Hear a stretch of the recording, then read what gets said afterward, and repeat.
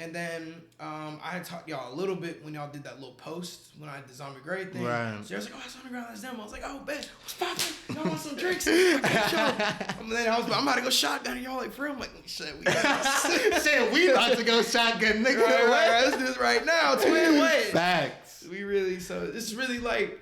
It's really been love since day one, man. That's one thing we sure. appreciate because, you know, obviously we're also new here. I'm from New York, you know, so. Oh, for real? What part of New York? I'm from the Bronx. You from the Bronx? Oh, my Yeah. homie from out there. My homie Jalen. Yeah, Word. he moved out here when he was like high school. Yeah, he from there. So. Man. That night I called y'all, we was drunk. We had this old like Spanish dude we was hanging out with next to the bar. He was like 6 minutes. Oh, he was my like, God. You know, I'm from the Bronx. I was New like, York oh. niggas always want to announce they from New York for some reason. I don't know why. He was, man, was tripping. It's like that pretentious shit. Yeah, he was just chilling. It was just like his energy was like, you know what I'm saying? And I'm like, damn, bro, I was teed up, bro. Oh my God. Right. You seem like the type of guy who it's easy for him to meet people. Has that been your experience? Yeah, man. I love. So I have like an energy towards human beings where it's always the best intentions first. If I meet you, I'm assuming that you're a stand-up person off rip. Now I'm not gonna be like naive to how people are, but my initial energy with you is I'm giving you the benefit of the doubt off rip. I love to meet people. I love to talk to people. I love to make new experiences with people. Like I'm not bugging like that until you show me otherwise. And I'm really good at reading energy. So if I feel like someone's off, I'll just walk away from the conversation. But like when I met y'all were mad cool. Every time I meet people in the scene, so I'm like, hey man, we rocking out. Always, So, we only about good vibes over here. Oh, honestly, I can bro. tell, man. I mean, Energy's only real good love. vibes. We the same way. Like if somebody is in our presence and we feel like we can't fuck with them, bro, like the energy's off. Right. I'm the first one usually to be like, man, I cannot trust this nigga. Right, man. right, You type can't shit. trust this nigga, but you could trust him type shit. Especially in this city, you gotta know how to read that shit, boy. Really? Yeah, Atlanta, yeah, man. This is like, it's funny, it's a real slimy city, bro. Like, I done seen people do their own brother dirt, like their own blood family dirt out here, bro. Like, you really need to like be careful about who the people y'all be around here. Like, it's a love, it is a really loving community, but not everyone. It's like any city, not everyone like that. And for some reason, people out here, they know really how to play that game real well, my man. Like, you wake up and all of a sudden they done ran off all the sauce and everyone you know, and you're like, damn, I thought it was gang, and it's not. Yeah, it's really, you gotta watch people's everyone, like, not everyone, but a lot of people have an agenda. You really gotta like watch that, bro, like for real. Unfortunately, Has that been like something that you've noticed? Like I've been doing. There's artists now like low key popping. And not envy is never much. I always wish I got more than a couple of friends that's already popped off. Like heavy, and most of them it was really just because like I was stuck in this bad period because when I was like 19 I did like my first magazine cover and I was like Apple News and stuff, like my first song. Shit. And I had like a buzz going and a lot of like my little up and down trying to get focused is literally just getting focused. Like it was just partying too much. Like I really took that whole like, oh, we some rock stars like to heart. Seriously, that was my problem too. Yeah. That's a fact. So some of my friends that went up just because they really were committed when I was still trying to figure out how to be committed to something like that. And then there's some people I know that went up because they was damn dirty dogs, boy. like they really, everything was you like bring around people and when everyone goes to network together, it is a group effort. We all want to go. Everyone, if it's your moment to shine, it's your moment to shine. It's never like no beef like that. But there's some people that will undermine everybody and they path and they wrecking ball path to make sure they go and they'll destroy everything. And the problem is like you can be someone that's on your toes and real smart about moving, but if you're giving someone that vulnerability where you're open and honest, open door policy with them, and they come in with that kind of energy, they don't care if you're the smartest man in the world. They're gonna wreck right past you because you didn't have your guard up, you know. So you definitely gotta watch that out here, like for sure. I feel like that's every city though. It's just people move different. Right. You know what I mean? It's definitely every city. I mean, I've been in small towns and I've been in big cities, and what I notice is that I feel like usually people in small towns aren't even thinking like that, versus people in big cities. Everyone's thinking like that. You know, everyone's thinking like that. Everyone's thinking about how I could get one up. That's a problem with like having a lot of people in a condensed area. You know, because you know humans are self-preserving at the end of the day. Absolutely. I feel like cities is like, because no matter how quick or slow it is. Like you can compare New York is 3 million times faster than Atlanta, but it's still like. So that rat race is there, to a certain degree. So that's what people are. So in that mindset, the suburbs are a lot more slow because there's a lot more support and there's a lot more comfort. Like even if because it's hell, like I spent some time out in the suburbs. You know what I mean, growing up. But we bounced around. A lot of people did. We bounced around a lot, and we didn't have a lot of. We had like almost no real financial stability. But I could still be like, I'm going to go get a job at this cool restaurant. You know what I mean? Like, there isn't as much of a necessity for live or die every day because there's plenty of opportunities to get that check. So that's why people don't really be like that in the suburbs because they don't have that, like, fear of, like, not eating as much. You know what I mean? And then you go into rural areas, I feel like it's the same as some hoods to a certain degree. It's a trap. So everyone's in a trapped-in mindset. So they get one over on each other, but it's on a small scale. When you got people that's really, like, in the city, it's like there's opportunity right here, and I'm right here, and I'm hungry, and I'll do whatever I gotta do to get that bag. You know what I mean? It's like hanging a carrot in front of a fucking hungry rabbit or some shit like that. Right, it's like, I'll do what I gotta do. Exactly. I'll slime everybody.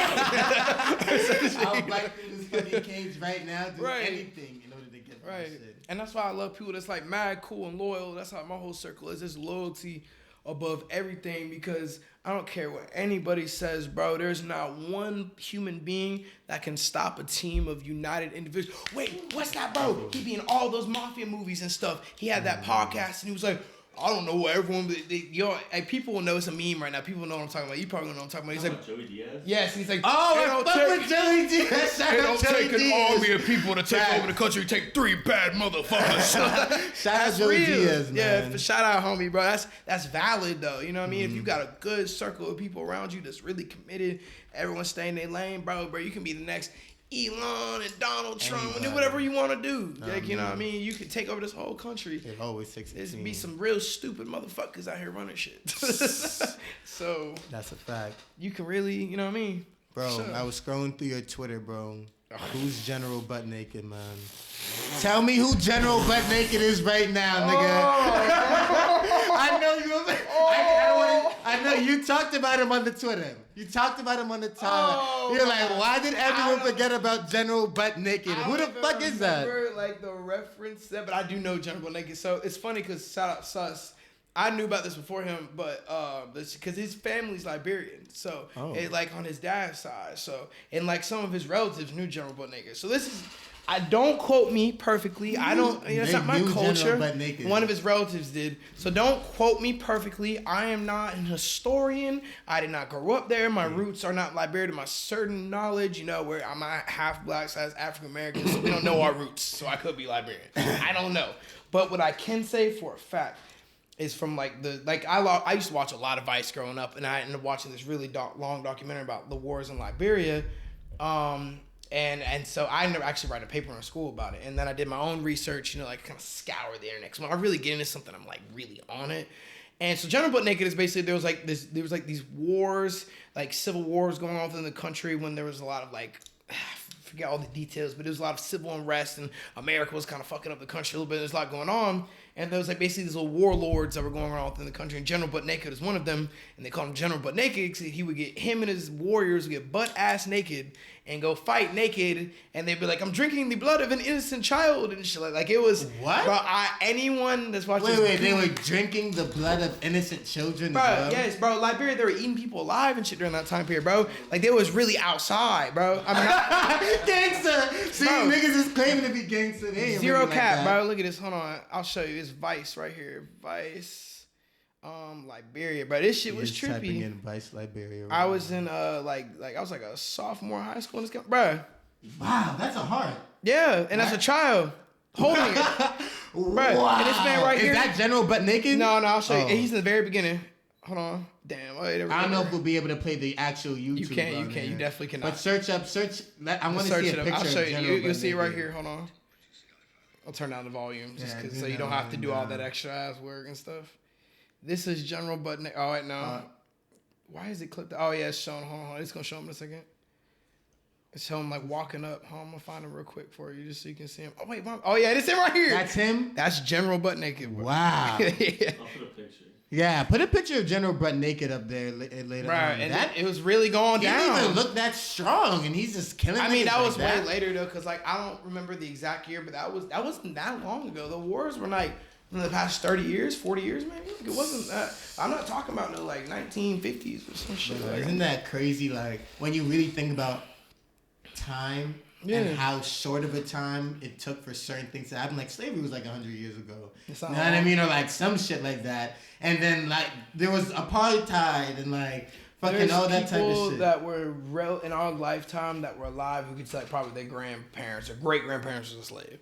Like that's valid. Isn't that crazy? They're like my great grandmother, God rest her soul, on my dad's side, she marched with Martin Luther King in the streets. And that's way past slavery, but you know what I mean? Like when you really think about how far away we are from like really, what's the word I'm looking for? Really powerful political events in history.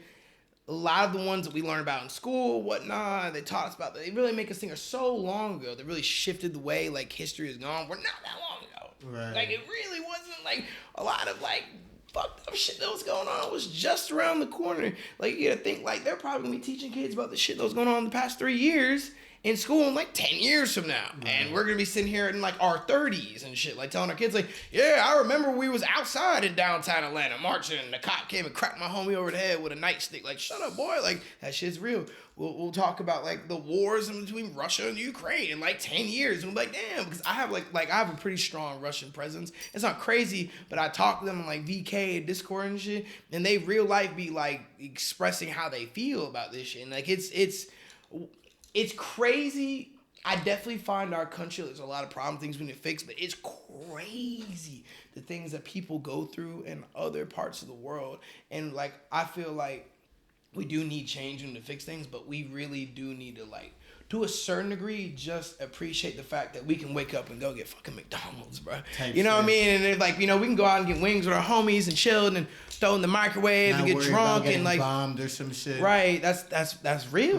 Like you don't have to worry about people invading your country. You know, in the certain countries in the Middle East, you don't have to worry about getting bombed. You don't have to worry about having some terrible leader expressing this is how our country feels, and you don't feel that way at all. But you don't have a choice, and now you got foreign powers that are way stronger than you. Like, oh, we finna come knock you off, and you're like really murder you type shit. And you're like, damn, I'm just trying to feed my family. Right. I'm just trying to have an opinion, but that's not how it works. It's real. Like, I definitely think to a certain degree, there's a large level of ignorance that comes with being in a country that is to a certain degree privileged. We definitely have parts of the country that are desperate need of help, and it's disgusting.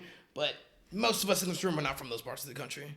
So when people speak on, like, to a certain degree, their hardship, you have to take it and strive the fact that even within your own country's borders, people have been through things you can never imagine. Right, exactly. Like, I've been through hella shit. I have hella trauma, you know? And I'm not going to sit here and wake up and whine and complain. I'm like, damn, bro. You know what I mean? Like, there's times we didn't eat at the crib. There's times we got evicted from places and shit. You know what I mean? It's real life. Times we almost, it's nice, we slept in the car and shit. You know what I mean? And I feel privileged in how I grew up. I got family members that were killed and shit.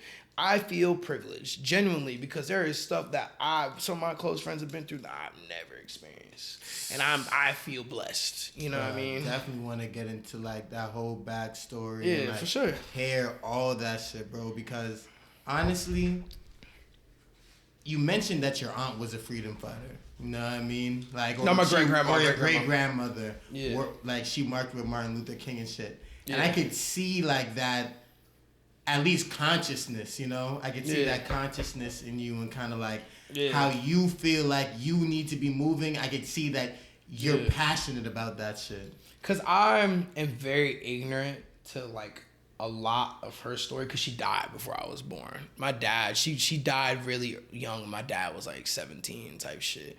And so he really spits a lot of game on me on that shit because, you know, I don't really have like a hometown. Like we bounce around a lot. Like I'm mixed, you know what I mean? To a certain degree, like a lot of like America looks at me and like for lack of better words, like, oh, you a nigga, bro. Like let's just be real. That's how it was like growing up social circles and shit. But I've seen a lot of shit from different sides.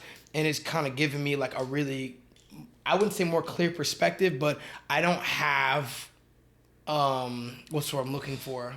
I don't have a real set culture. I don't have a real set hometown. I don't have any real set values outside of what I've experienced, what like my parents who are very flawed, I love them, but their backgrounds are horrible, that taught me. And like me, my mom's mixed. Like she's Lebanese and Italian with a little bit of Irish. You know what I mean? And my dad, he's just from Macon and shit. They from Atlanta and Macon. But it's like growing up, they both kind of put game on me from different shit, and it's like people. I definitely feel like there's. Damn, I'm getting political. So. I definitely feel like on a deeper level there are systems and power to keep certain people in places, but I also do believe that in today's day and age, it affects a lot of people on a really large scale and from different races and backgrounds and social suckers and economical backgrounds. And that if people would look beyond more of our differences and just accept the fact that, like, everyone's like, oh, we're all different. Right. You know, we're not different at all. We're all the same. No, the fuck we're not. Right. Let's just, like, lay that out on the table. We are all fucking different. Exactly. You know what I mean? Like, from being, like, people try to label white, black, and Hispanic. Every Hispanic culture has different cultural values and backgrounds. Every black background, Haitian people, Caribbean people, black people, African American people, Jamaican people. Right, Jamaican people and Haitian people do not have all the same exact values. Scottish, Irish, and Italian people are not all the same. You know what I mean? So when people try to label it as this, and this, and say we're not all different, yes, we are, even down to like our own, like, let's say music subgenres of our own genres of race. Everyone's different, and I think the whole issue is accepting we all have differences. We are all different. We have cultural backgrounds, where you grew up, where you were born, what you were taught, what you were fed, and accepting the fact, like for example, Sus, he's like Liberian. He showed me what palm leaf and cassava leaf was. That's like my favorite thing in the world now. That's like cassava is my favorite food in the world now. And then I grew up like mad American, Italian type shit. He came to my crib and had like real like Italian like meatballs made from scratch from my family. She's like, damn, this is fine. I'm like, you don't know nothing about this. This is different from you. And then like he don't really eat American food, and I was showing him like, oh, this is like real like Southern like home cooking type shit. And my dad's like real fried baked mac and cheese and collard greens and shit. He don't really know nothing about no chitlins and shit. Yeah. You know what I mean? I ate grits for the first time like for real. Ago, See, I grew up eating grits my whole life. See, I grew up eating porridge type shit. So I don't know what the fuck that is. Really? What? You never heard the Three Little Bears story? Oh, porridge. Yeah. Oh yeah. What did I say? Porridge. I guess that is some Jamaican shit. You just caught me. London Gray, we have a game for you. Oh man, let's run it. Let's do it. We're doing this. We went on a political run for a while. I'm gonna get canceled out here. Or assassinated. I'll move it down. Yeah, for sure. Or assassinated. I know they take all the great ones, man. I just wish people could like just accept the fact we're different and love each other for that. You know, stop trying to say we're all the same. We're not. Let's all love each other's differences, bro. You know, that's a fact. Type shit. Well, right here, we have a storytelling game. We're about to go story for story right now. Let's start talking about the fun shit. Oh. So, actually, we're not going to do the story for story. We're doing the scenario game right bad. Let's run it. Fuck yeah, let's go. So, on each card, we have a scenario. All right, bet. 1, 2, 3. You go ahead and read those out for me real quick. All right. Pleasure, problems, speak now, or money or morals. Okay. You have to choose one of these 3 things, and we're going to put you in a scenario. And you have to tell me what London Gray, the rich rocks. Okay, he already chose one. Money or morals, baby. All right. Money or morals. Let's get to it for real. You're walking down the street. There's an intersection. Okay. Cars are moving real fast. Not too fast. About 70 miles per hour. Enough to kill a human being easily, right? Yeah. You see a grandma crossing the street on one side. Old with a cane. Matter of fact, she's blind too. Real helpless grandma walking across the street right now. And on the other side of the street is a bag with $10 million. Grandma at 10 M's. Grandma or 10 M's? Can I ask a couple questions? Of course. How old is grandma? How old we talking? Like, is it real? Like, oh, she knocking on the door old? Like, or she like still? She definitely got like 6 more strong years. She has she's the backbone of her family though. Do I know grandma? She's the backbone of imagine you're like. Is it my family though? No, it's not your family. Not your family. This is somebody else's family. And 10 M's are on the other side of the street. What are you going to do? She blind, walking in the middle of the road. Let's say near walking stick out like this. Let's say this on like Piedmont Avenue by the Mix, where everyone be doing the little Hellcats. Right, you know, like niggas is really zooming down this road right now. Yeah, there's 10 if they clip her, it's over. Yeah, the 10 M's is mine for the second. Well, you can't walk across the street and go back across the street. You know what I mean? Because niggas is eyeing this 10 M's. You're gonna have to. I'm gonna have to make that move. You're gonna have to make this move right now. But if I get that bitch, it's mine. I'm gone. Yeah, you're gone. Like niggas ain't saying nothing to you. Sorry, Grandma. It's over. It's over. Look, man. Look, man. If no one else did it, it wasn't just me. If no one saved her, I wasn't the only one about my check that day. It's a hard knock life for us. It's a hard knock life for Grandma. You better fucking get some LASIK surgery. Why your family even letting you walk out there like that? And you know Grandma got a problem? Grandma got run over by a Charger, nigga. I just made 10 M's and she dies. And someone kind of sued me. First, I'm looking at them and be like, that's not my problem. And two, I'm going to look at them and be like, I've done a lot of morally correct things in my life. Today is my day. Literally. I want anyone to look at me and be like, if you tell me that you would not take that 10 M's, you a liar. You're a fucking liar. Or you're not chasing the check like that, and good for you, but I am. Because you know what I can do with 10 M's? I can make 100 M's. Your moral compass is too strong. She gonna be in the sky. I'm gonna be buying a PJ. She gonna be in the sky, and I'm gonna be getting that big game fly. Oh my God. I want to do one more of these. Yeah, let's do it. I'm down, bro. All right. Whatever. Can I make a request real quick? Of course. Yeah. Can I get a little more of that thing? Can you get a little bit more of that thing in this cup for this man? I just told that thing. Like, no, I'm on another level. I'm dirty eyes got me dancing with the devil. How y'all feel about Future album about to come out? Future's about to drop an album? On Friday. I never liked you. That's what it's called. I never liked you. What? Tomorrow. Oh my God. And Invite Only's dropping next week too. I know it. Hey, tap in. Tap into my brother. But yeah, Future dropping. What? Oh, Justin Bieber and Don Toliver dropping a video tomorrow too. Is Future really the god of Atlanta as much as people say that he is? I'll play this. I had a homie I was talking to about dropping tomorrow. Mm-hmm. And I was like, bro, your music's fantastic. I really believe in you. You also are not streaming that well yet because you're still growing. You're really trying to get your core base. Type shit. Don't try to drop the same day as Future. Right. Do you know any other rappers like, I'm going to drop tomorrow? That's fucking Future Hendrix. Mr. Dirty Sprite himself. Look, I want to surpass everyone in the industry. I love Future, though. That man said, I'm going to always pick the dirty over you. What are you talking about? He said, you for us. Man. Future motherfucking Hendrix. Come on now. That's a bad day for you. Because let's be real. In the city, I don't give a fuck if Travis Scott drops. I don't give a fuck if Yeet drops. I don't give a fuck if Kanye West drops. I don't give a fuck if Jay-Z drops. I don't give a fuck if name any rapper. I don't give a fuck if Billie Eilish drops. If Future Hendrix drops that day, driving through Atlanta, all you can hear is, I got another double it. I got another. That's all you're going to hear in the streets. That or Lil Baby. Lil Baby dropped too. Lil Baby going crazy. Lil Baby in Future, I would love to see them fight for a drop. Lil Baby gonna beat him. I'm gonna be real. Right, because he's too hot right now.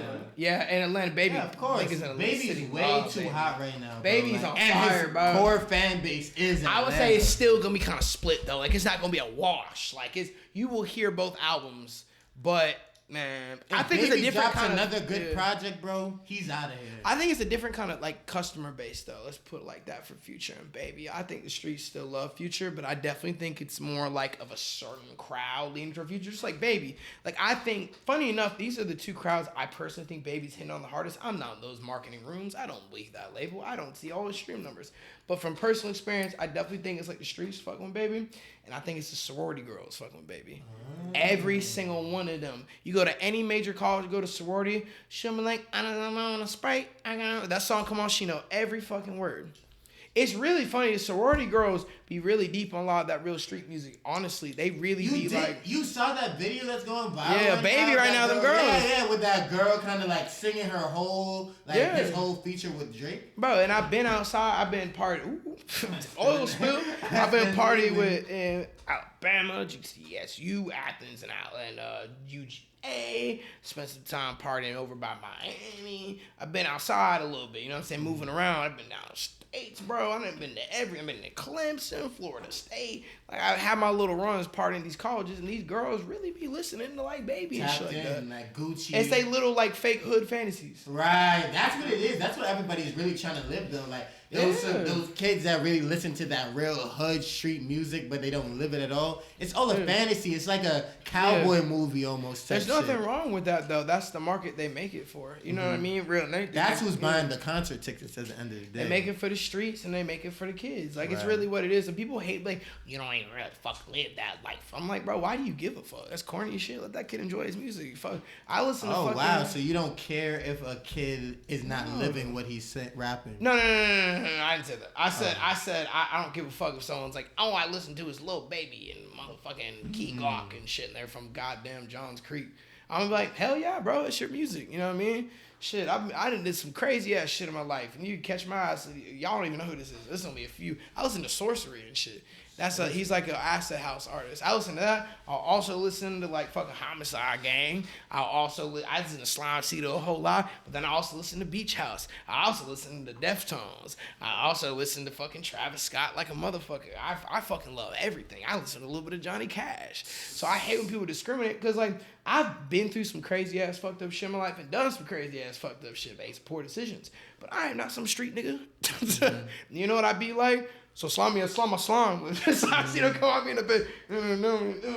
I be turning the fuck up. It doesn't matter. It's just music. Just like there's kids that listen to my shit and they ain't been to LA and fucking done like 8 balls of cocaine with porn stars and shit and like jumped off like rooftops and like houses and the pools and shit and done ecstasy for like 2 days and shit. A lot of people ain't done shit like that. Right, yeah. That party, that rock star lifestyle. Yeah, guess what?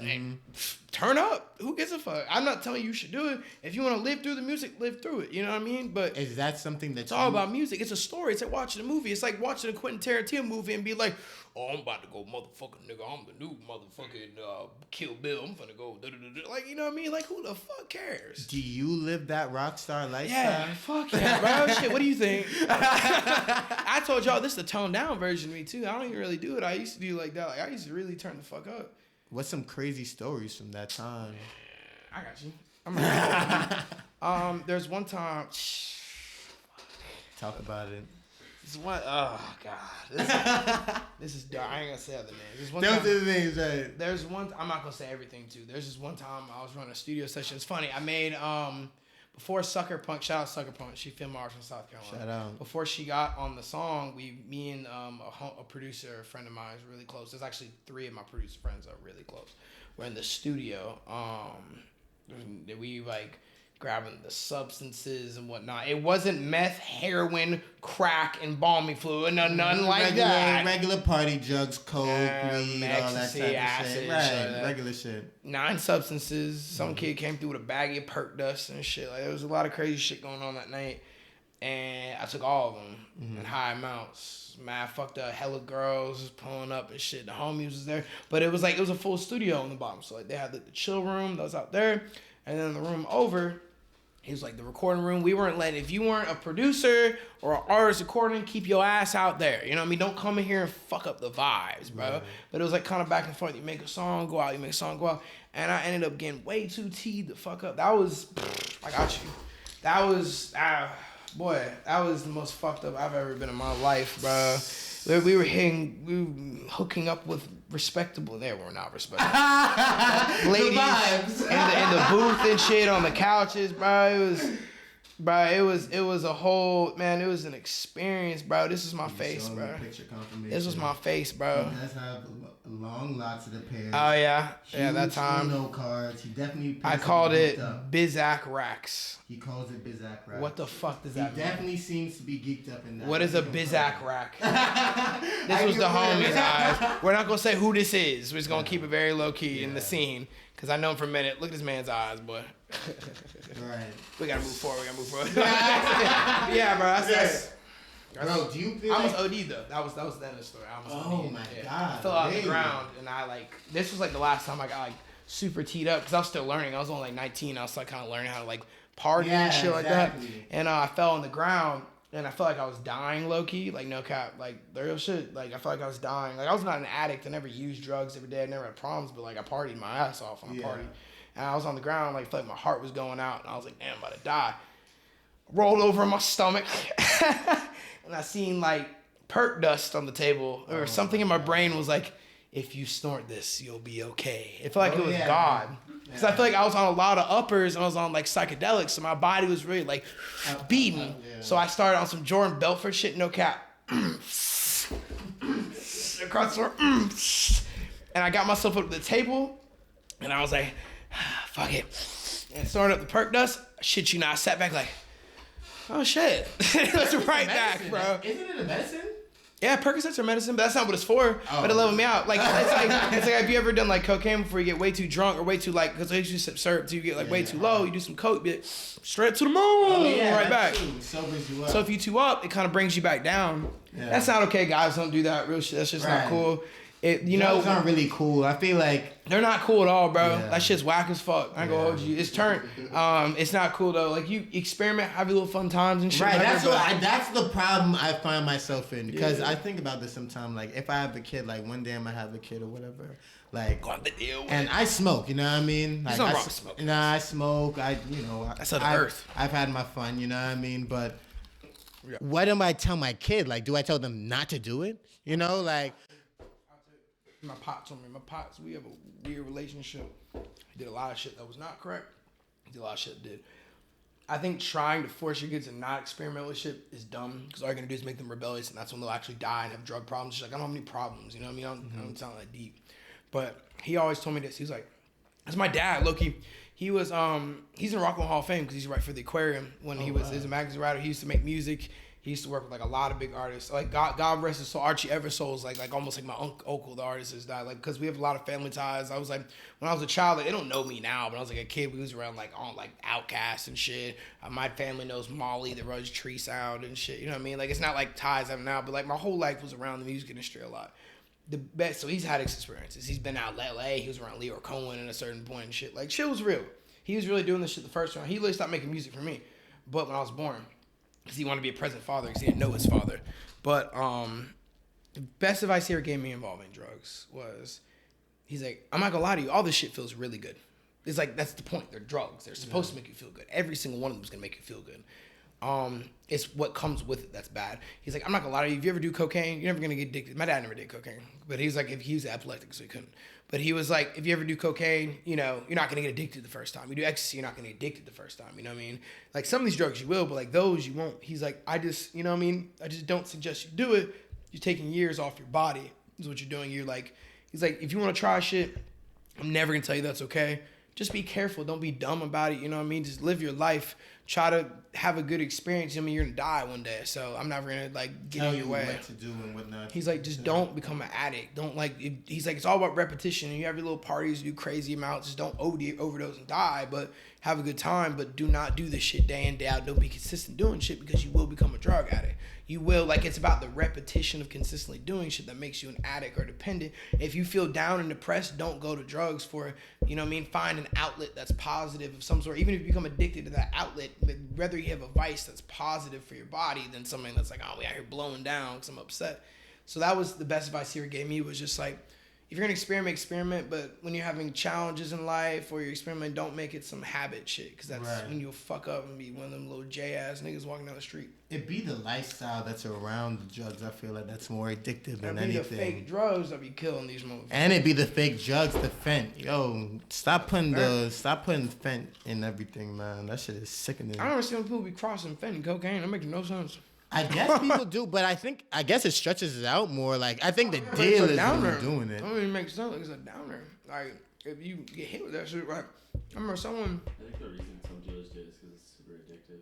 Mm-hmm. So that like too. Even more likely people will get hooked. I remember I was a real shady piece of shit. Oh yeah, so fucked up. I remember this guy, I was in the studio, I'm not going to say he's a really well-known artist, so I'm not going to say fuck his name. But we were in the studio together and I was producing for him, and he was, someone brought cocaine in there, and I don't really do that shit anymore like that. But he was like, oh, London tried it. London knows if it's good. And I was like, all right, I knew the plug. Like, right, so you know if it's some fish scale shit. No, he was just some friend. It was a friend. And I tried, I was like, yeah, this is gas. And he was like, why you capping for your nigga like that? And I'm like, what do you mean? This shit straight as fuck. It's valid. He was like, boy, last time I did coke, when I gummed that shit, my mouth was drooling everywhere. I'm like, that was not cocaine. When you realize you've been laced. He was like, bro, I hate that shit. It had my ass laid the fuck out twitching. I'm like, that's not coke. What the fuck do you mean? I was like, yo. You needed to go to the hospital. You need to check your man. Serbia and shit. I'm like, that's kind of. That's hilarious. That's hilarious. Let's do one more of these scenarios. Absolutely. Absolutely. Let's do. You are the Truly's champion. Let's do that one. Right. Speak now or. Go ahead, let's do it. You see a pregnant girl shotgunning Truly's at one of your shows. Okay. Do you stop the show and address it, or do you let it keep going? Live your life. We killing babies. That is not my baby. That is true. not my Truly. I'm not her baby father. That is not my sister. You know, I'm gonna do it, Blake. I'll stop the show, but hey, hold on. Bitch, did you shotgun a Truly while you pregnant? Turn up. Dial it, fuck it. That kid's going to dial it. Nah, it's just fucked up. But no, that's not my problem. Type shit. I'm not out here, like, I do have, like, views of, like, saving people and, like, helping the community and shit. That's not that. That's just, like, poor. That's not my fucking issue. You want to be Superman? Right. Hear everything and see all. Right. Shit, you can do a third one if you want. Pleasure and problem shit. I'll do that one, too, if you want to. I feel like you're the type of person who's more so like about letting everybody do their own thing and experience their life their way. I definitely believe in that. You cannot learn without mistakes. You cannot move forward without experiencing things. It's like even comes from the simple what's the phrase of the give a man fish, feed him for a day, teach a man how to fish, feed him for a lifetime. It's a similar concept as in you gotta let people just go through the shit by themselves, you know what I mean? Right. You gotta let people experience and do things on their own so they can grow from it, you know what I mean? Like people have tried to teach me a million and one fucking things, and the only time I really learned it was experiencing it. You know what I mean? Like you can't force people to be better. You can't force people to try harder. You can't save everyone. All you can do is, especially my own experiences, show someone the pathway to walk. So if they choose to be in that moment like, this is what's right, and move forward, that's cool, that's lit. But that's not what's right for everyone. Some people need to fuck up and then learn from it so they can be like, oh, I should go down that road. Right. And then they learn later, you know? Speaking of mistakes and like the past or whatever, bro, let's go back to the early stages of London Gray, you know what I mean? Yes, sir. What did it look like for you growing up, bro? Like your beginnings. So it's kind of a trippy bounce around. I was born in Broward County in Florida. So my mom's from Florida, and my dad went out there because he was living in Miami for a while. Then we kind of like bounced out of Florida when I was like in my younger days, like 2, 3, 4 or some shit. And we moved to Atlanta. We was in Atlanta for a couple years. Then we moved to Gwinnett, and I was in Gwinnett till I was like 10, 11, 12 or some shit. Then we moved to like North Georgia for a while. And then we bucked down back to like North Fulton. And then I was back in Gwinnett. Then I was back to Fulton again. And then I bucked out to Gwinnett myself. Then I was back in Atlanta. And then I went back to North Georgia. Then I went to South Carolina. Then I came back to Atlanta. I was in Atlanta for a while. And then I just bucked back out to Gwinnett. And now I'm in North Georgia, about to go back to Atlanta. I was in Cobb County for a little while. I've kind of been all over the place. Why were you guys moving around so much? Some of it was just like financial shit. Some of it was whether it be good or bad. Some of it was opportunities. Some of it was negative outcomes, of course. You know, losing homes and shit. I only lived in one house my whole life, but I'm from like growing up. I've had a townhouse myself, but some of it was sports. You know, fake addresses and shit. All the high schools do it. I'm not gonna say which ones. I'm not finna out here fuck the schools I went to. You know what I mean? That really, honestly, like fucked with me the long way. Even when I had moments, I was going through like mental issues and shit, trying to like get my head straight, fucking shit up. But it was really big. There's a lot of problems in the house. Like my parents loved each other, but they was always fighting and shit. I definitely wish they would have gotten divorced growing up. I just didn't feel they should have been together. It was identity problems, the fact I'm mixed, and it's like, you know, you go around like black people and they'll be like, oh, you my nigga, you chilling, but also, you know what I mean, you kind of white bitch nigga, and then that's cool, but also and then there's going around like you know, a lot of my white homies just chill, but then you go like around some of their inner circles and some of them like, oh, it's love, and some of them like, who the fuck is this nigga? And it's like kind of weird, you know what I mean? And then it's like, so it's identity issues with that, trying to like, I became comfortable with the fact that I was mixed as I got older, but growing up that was a little bit more of a, you know, challenge. What was the challenging part about it? Was it just like you just didn't know what table to sit out, for lack of a better term? Like, do you sit with the black kids, do you sit with the white kids? It was, I wanted to fuck with everybody. Like, I don't see the problem. You know, like, there's issues, I get generational problems, but like I was talking about before, progress is everything. And I never saw, like, the ignorance behind me, like, fuck them motherfuckers, because this. I was always like, bro, that's weak as fuck. Because I can tell you there's cool people over there, and there's cool people over there, and the lame motherfuckers that was ignorant as shit, that was not vibing. And it's on both sides. So no one ever agrees with this. It be on both sides. Be people that really be holding back that progression. It's like, it's not 99% of the time, that is not them saying that. That's how they were raised. You know what I mean? Like, fuck the other races. And I could understand how that's a thing. I totally understand. But also, like, bro, we gotta leave that shit in the past. So that was problematic. Why my identity problems is being like, because I've never had an issue being like, I am mixed. And you have no table. So then you gotta pick a table, but I don't want to. I just want everyone to fuck with each other. Like, I genuinely just want people to vibe out. You know what I mean? Have a good time. You know what I mean? Like, so that was the problem, when people try to put me in a box, and I never wanted to be in one.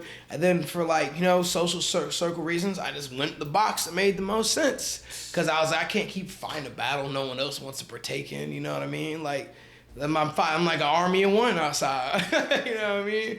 Fuck that. So did you always feel like it was just hard for you to relate to everybody else because of where you were at mentally? Yeah. Because, like, no one ever, like, what's what I'm looking for?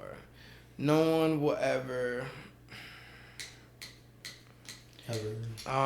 it's like approve of, like, I'm having a brain moment right now. No one will approve of. Like no one will ever, like, basically say, this is, I believe you, this is okay. Like, no one ever is okay with the fact, like, oh, we have similar experiences. Like, you know what I mean? I look like you. You know what I mean? We don't look exactly the same, but we are of the same background. Or I still look like you to a certain degree. We have a similar background, and people don't ever verify that as valid. People don't accept that because, like, no matter where you go, it's, oh, but you're not all the way like me. And that's problematic as fuck. But then, like, people that are mixed don't really fuck with each other like that. Real shit. It's really not, like, it's really not some dog eat dog. In that there's, like, well, I look a little blacker than you, so I'm a little bit more. It's not even that, some dog eat dog shit, because most mixed people definitely, like, just assimilate to whatever category they're kind of thrown into. So I'm not some logic ass nigga. I'm not from like, guys, I'm black. I swear to God. I swear to God. Logic is weird, I'm not. Guys, look at me. J. Cole's mixed, you motherfucker. I hate how Logic, like, plays. He's fucking that shit up. He's one of them. Tinashe did that shit for a while. She was like, guys, treat me like every other black R&B artist. Like, nigga, who cares? It's like, bruh, like, it's not that deep. It's just like, you know what I mean? It's a thing that you should acknowledge, but at the same time, if that's your whole identity as a rapper, that was Logic's whole identity as a rapper. I swear to God, I'm black. Right, like, trust me, there's pictures of Google. Have you seen my dad? He was slanging crack. My dad was out here slinging that dope. Right, yeah. Yeah, my brother's in jail. Like, he was way blacker than me. Like, I don't give a fuck, my nigga. Right. Like, who cares, bro? That shit mad corny. Like, you know what I mean? I think that's why he be so confused. Like, I don't understand when people say, I'm corny. I'm a great rapper. Because your whole identity was having an identity crisis. Exactly. That's like, you know what I mean? I definitely think to a certain degree it makes you just got to swing to the pendulum that you're on. You know what I mean? If you're looking more white, and people want to put you in that because people need someone to understand. You know what I mean? Then fine. You know, to a certain degree, you do still have to. It's public courtesy to not try to blow the social norm to a certain degree all the way out the water. You know what I mean? Right. Like, if you're out here, if you're out here with a picket sign, like, oh, I'm fucking black, you motherfucker. Right, Or, exactly. you know, that's kind of OD. Mm-hmm. It's kind of a lot. Exactly. Like, chill. When they, like those fucking, I forgot what they're called, but you seen the niggas who be in the park, like, really screaming, and they see a white person walk past, and they start going hard at the white person. I'm like, damn, bro, like. That's just so fucked up. What the fuck? That's a little extra. But then also I understand where he's coming from because identity problems. It's like, because the point is I understand where he's coming from, though, because no one really accepts you on either side. Everyone, to a certain degree, accepts you a little bit, but as a social norm, it's not acceptable. Like, being mixed is very taboo still to this day. Right. It's really weird.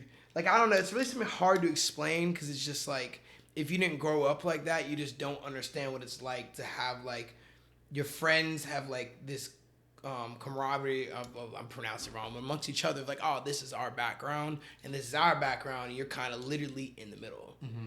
And it's like you can never get close enough. I feel like I felt that way a little bit with how I talk, like. Yeah. Because when I was younger, you know, I'm sure you got that a little bit too. Oh yeah, like, for sure. I'm from the South. I talk like this. You know what I mean? Like, I was always just a little bit. My father was a teacher. You know what I mean? So I always knew words. I was always trying to expand my vocabulary. Mm-hmm. I would get high and read the dictionary type shit. Right, know? type shit, hell yeah. That's just the type of nigga I was. Like, I like to read, I like to expand my mind. Right. Versus all the other people who was around me, they weren't really trying to do that. And because of that, I was labeled as talking white or in certain ways acting white. And because my parents were both together too, it was like, oh, you're on some, like, you're not like the rest of us type shit. You had it just a little bit better. Call you a Tom. Right, you know, which is true. I definitely had it a lot better than a lot of people. Yeah, same. But at the end of the day, as you said, there's different strokes for different folks. Like, other niggas had it way better than me, and other people had it way worse. But I don't give a fuck about either one of them. You know what I mean? I don't care if you had it better, worse, exactly as me. Like, I'm just concerned about progression, bro. See, that's how loving people's differences. You know you what feel I mean? me? Tie back to what Denzel said yesterday. If someone tells you about themselves, believe it. Right, exactly. When somebody tells you about themselves, you definitely have to, like, at least take into account that shit, bro. This is how they feel about who they are type shit. Exactly. So, like, you were moving around, though. Let's get back to, like, your early childhood story. So, you're moving around a lot at first. So, when did, like, take me back into, how long did you stay in Florida? I was like, mad young, like 2, 3, 4. Like, we visited a lot, you know what I mean? But it's not. So where did you spend like your like formative years type shit? Georgia as a whole. I never really lived in one area longer than like 4 or 5 years. So I've never. Like I said, I don't have a hometown. I have a state. That's it. You know, but I don't have like a real Southern accent. You know, I don't really. I have a lot of Southern values to a certain degree, I guess. I don't have like a lot of the. I got a little yeehaw in me and shit, you know. So I love 4-wheelers and shit, I like to fish and shit like that. I like to be outside, you know what I'm saying, doing dumbass shit and shit like that. But you know what I mean. I don't really have like a real perspective of like community. So was it hard making friends then? No. Or like actually connecting with friends, like, cause if you're moving around all the time, I'm real cool to like get to know someone's story, and you know, shit's different now. I got a girl and shit, but like before I was like, we touched down, so I was very social, very cool. You know what I mean? Very open book to a certain degree. There's certain levels I'm just never gonna open up about with people, just because I don't want to worry about that when I'm in therapy when I'm 40 or some shit. But like, nah, man, it's very easy. You know what I mean? I just like talking to people. I like getting to know people. I like experiencing things. But did you meet people and then you move away and then it's like you lose I still see some of my friends from all over the state to this day. I got friends in South Carolina I still be pushing up on. It's only like 3-4 hours, so fuck it, you know what I mean? I got friends that moved out of different states. I fucking Coffin. Shout out my bro Lil. Well, he's Camp Circadia now. That's his artist name. But my homie Cole, I'm always calling him Cole. That's his name. I was already planning on going to LA, but I flew out to fucking LA just to go see his ass. You know what I mean? I don't care. Like, it's all like, distance ain't that deep, bro. Like, might as well travel now. You know, I was the same person that like I used to skip school a lot anyway. You know what I mean? If I wasn't in the city, I was pulling up the city to turn up. I would go see my friends in other states. It's when were you skipping school, like elementary school type shit? No. Like middle school through high school. Like moments. There's definitely a lot in high school. Shit ton of high school. Skipping a lot of high school. Really? On some fucking shit. Yeah, fuck it. What was high school like for you? Where were you? Like, were you like the jock type kid? Yeah, actually. I was chill as fuck though. I was never like an asshole. Like I fucked with everybody. Like, you know what I mean? Like, y'all be seeing, like, the boots and shit I wear and shit like that outside. This is not a fad for me. This is not a phase. Like, I've always fucked everything. I was the same kid in high school that had the football jersey on Friday, you know what I mean? Talking to all the girls and shit, you know what I mean? Playing ASAP Ferg, like, who, 2014. And then I'd have this weird alternative girl next to me, quote-unquote weird or whatever, and I'd be like, oh, you got that Bring Me the Horizon wristband on from their concert. That shit's hard, bro. She's like, what do you know about that? Right, yeah. That shit is hard as fuck. Next thing you know, like, you're hitting it from the back. But also, you know, I've always been like someone, because my pops, real shit, my pops really like was about everything. You know what I mean? He fucked all kinds of music. He fucks with all different types of people. You know what I mean? He never like really like saw no limited boundaries. you to like a specific type. So like I was always some kind of people that was like, yeah, I was like a jock, but I was like not like that. I thought that shit was mad corny, to be honest. Like that shit was like I was only 15 looking at that shit like you the type of motherfucker in my locker room like that's gonna be talking about, remember that game on in September when we're like fucking 23 trying to live it up still wearing your varsity jacket to the local bars looking goofy. I never really cared much about football. For me was a release of anger and because everyone got teen angst. It was a release of anger, a place I felt safe, and just a passion, and that was it. There's nothing more than that to me. It meant nothing more than me. It wasn't a social status thing. I never gave a fuck about that shit. I only did pursue having like a higher social status just so I could go party and turn the fuck up. You know what I mean? And release, because if you don't know a lot of people and have a large social circle, you can't get to the bad bitches. That's a you fact. can't turn up. Like it's that's true. It is. I do feel bad for the people who never experienced that lit time, because there's some people it's like never knew what that was like. Right? Did you know the average guy has only slept with like 5 girls or some shit? No, what is it, like 5, 6 girls? Douchebag. When I see that shit, I was like, oh yikes! Wow. But it's true. High school chief. I'm a fucking piece of shit. Fuck. Oh my god. So. When did you start playing football? Like freshman year type shit? I was 10 years old. Oh, you've been playing football for a long time. Yeah, my dad played football in high school. Oh. He had scholarships. He got injured too. Yeah, he lost it the same way I did. What was your injury? So I was already dealing with a torn patella tendon in my right knee. I was just playing through that. I didn't care. Really trippy. So like, cause I already had a bumpy ride a little bit. Cause I was going through mental like problems, but I had like all my accolades like USA football and all that kind of shit. So I was already kind of hyped up. So, but I came off like a really shaky junior year because I was playing and then wasn't playing because I wouldn't show up for shit. Like I was really going through it mentally. And then I came back. All right, this is my season. I was literally in perfect shape. I was ready to go. My scholarships started coming in. I brought my grades back up. Shit was lit as fuck. I woke up one day after football practice. I wasn't even really like doing cardio as much. I was just lifting because my knee. I was rehabbing it. I had this bump on my back, and half my back felt numb, and I couldn't really move, so they rushed me to intensive care. It was like right across the street. You got hit and this happened? Nah, it was nothing. I just woke up, and they rushed me to urgent care, actually. They were like, oh, nah, this ain't like a normal cyst. This nigga need to go to the hospital. Because they drained it, and then I started hemorrhaging at the urgent care. So then, and it popped right back up. So they took me to the hospital. We found out it was like a hereditary problem. It was like a lot of people pound out cysts, but mine was like deep rooted and it could end up causing like nerve damage. So they had to do like a bunch of deep tissue surgeries to remove it. But the problem was that every time they kept removing it, they kept snipping this vein in my back. So it was rare to have the vein there. Some shit they tried to tell us. I don't know if that's cap. That's what they told us. And I hemorrhaged like 3 or 4 different times. I almost died twice on the table. Like, you know what I mean? And then like I spent like that time going into my senior year, like my summer 16, when everyone was like, summer 16, what's late? I had a hole this deep in my back and this wide, being removed every day. I was on special grade, like 30 to 60 milligram Lortabs, like special order shit. I would take like it was either 60s or 30s twice a day, and then I was taking 15 milligram Lortabs like every 2 hours. So I was constantly drugged up all summer, couldn't talk, couldn't move. That was the same summer I bought my computer though to make music, so I was geeked the fuck out. Oh shit. And I was like, everyone was like, oh bro, you just, do your online classes and shit. Cause I was actually really smart. I had like Ivy League schools looking at me because I could take like an academic equivalency exam, and I passed them. So they were just like, just get your grades straight enough to fit the D1 standards, because they became D1, we'll give you a scholarship. But I was fucking up. I was partying, not going to school and shit. So I got my GPA just where it needed to be. And then I had to do like 2 classes over the summer, and it was light work, you know, it didn't fucking matter. But once I got hurt, I was like, oh, fuck this shit. Because I got tired of this shit. Fuck football, bro. Honestly, I like watching it. It's enjoying, but it's like, I like playing it. I don't like workouts.